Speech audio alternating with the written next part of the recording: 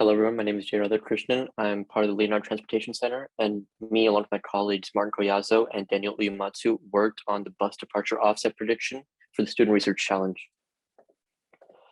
So a quick overview of what exactly we want to explore. Our main goal was to find a way to improve the offset between the time that a bus actually arrives at a stop and when it was scheduled to arrive. So we actually tried to find and ensure that there was a need for this. So what we actually did was we took a specific route on Foothill Transit, Route 280, for the year 2019 and tried to graph out whatever the average departure time offset was. And we found that there was a fairly consistent and noticeable offset that would actually stop people from being able to board their buses at the exact time that they wanted to. So you can see it's around 4 minutes, 3 to 4 minutes.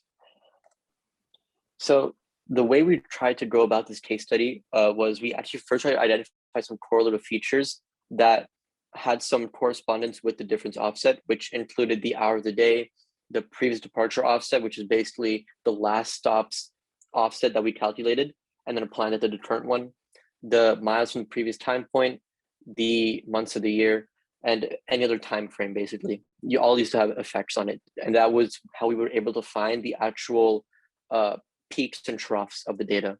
So what we did is we ran linear regression models using multiple loss and penalty functions. The loss functions in specific were used to basically penalize the function for getting something wrong, while the penalty functions were actually used as a way to dissuade them from overfitting the data and being specific to only this exact route.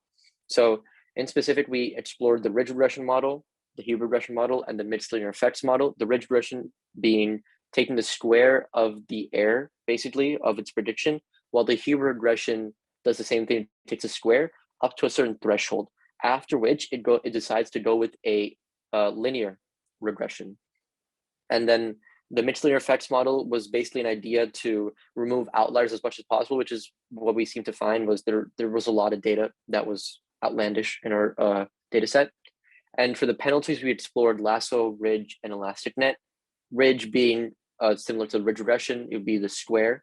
The lasso being simply the linear one, and elastic net being a combination where it takes the sum of both the ridge error and the lasso. And so some of our results came out like this. We noticed that actually the ridge regression on average did worse than the Hilbert regression, except for during the ridge penalty. And in both lasso penalty and elastic net penalty, you can see the Hilbert regression actually has a pretty significant improvement from the ridge regression's RMSEs. And so in overall, we found that the elastic net penalty had the best possible RMSE, the lowest possible one. And we also tried to make sure that there was no overfitting in this data and that it wasn't learning over time. So as you can see in the second and third figures at the bottom, the variability in the line charts shows that the data was not overfitted and it wasn't learning over time for that specific route, which emphasizes that the penalty functions worked as intended.